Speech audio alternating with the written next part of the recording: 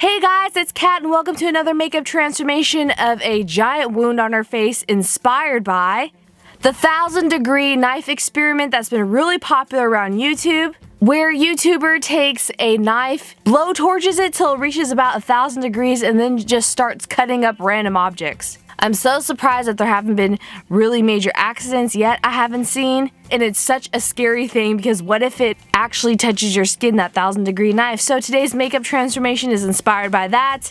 What if this experiment went wrong and the 1,000-degree knife hit our face and actually burned your skin? This should be very gory and interesting. Warning, there's going to be blood in this makeup transformation for younger audiences, but let's get started with the makeup. First, I'm taking my eyebrow pencil or any eyeliner and outlining the area that I am going to do the effect of the slash mark across my face from the hot knife touching my skin and burning me. Then I am going to get gelatin.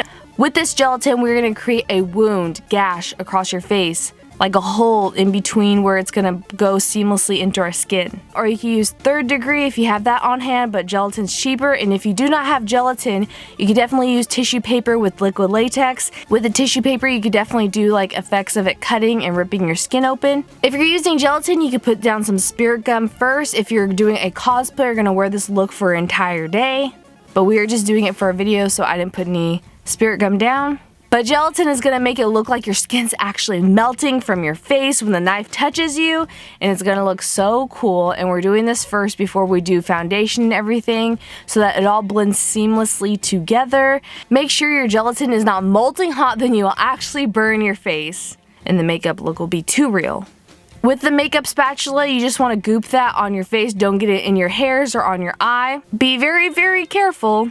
And you can use the spatula to open up little holes and wounds along the slash mark to where your skin is bubbling and blistering open and the blisters pop from all of the hot 1,000-degree knife hitting your skin and bubbling up your skin from the temperature of it.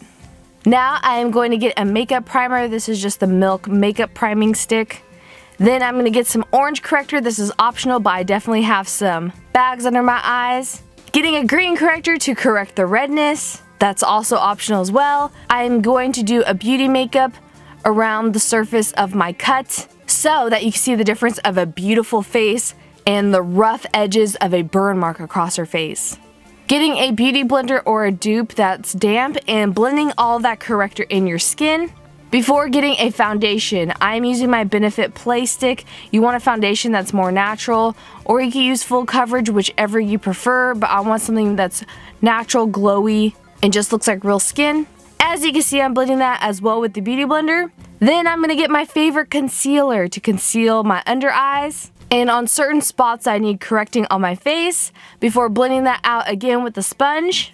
If you haven't seen my dupe on Beauty Blender's videos, this one performs so amazingly. This is by Eco Tools, and I love the tapered edge on it. And they come in 2 different sizes for only 10 bucks, which is so much better than 20 for the one Beauty Blender.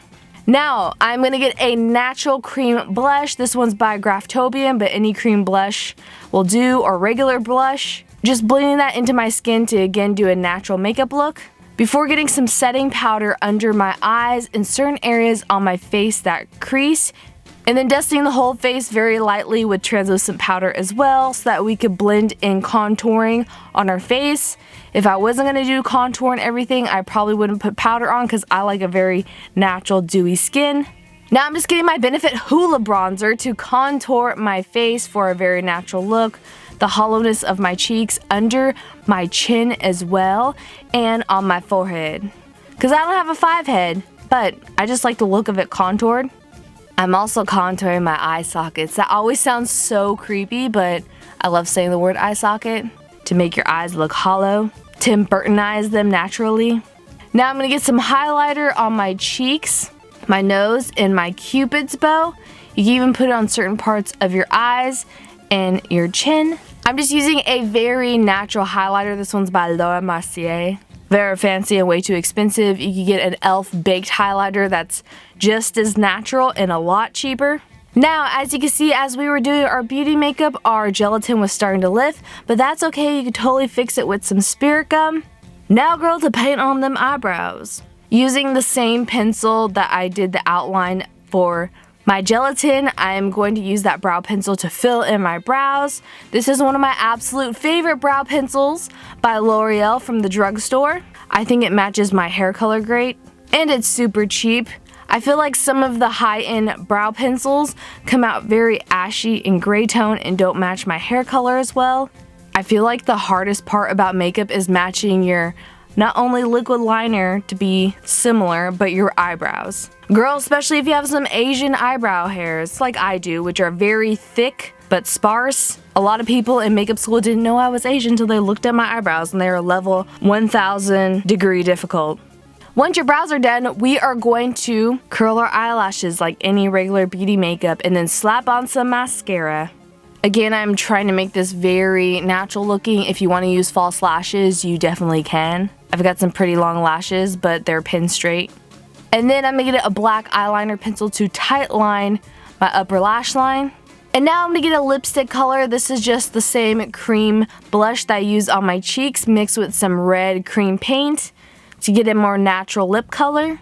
With a lip brush, because I got some big lips and you can mess them up really easily if you don't follow the lip line. Now getting that same red cream paint that I mixed for my lip color and putting it on the inside of the gelatin. This is going to give so much more depth to our wound, and it's going to be the base where we're going to layer on other colors and different paints. The brightness of this will look like real skin when it breaks and opens across your face to show your muscles and insides, which is creepy.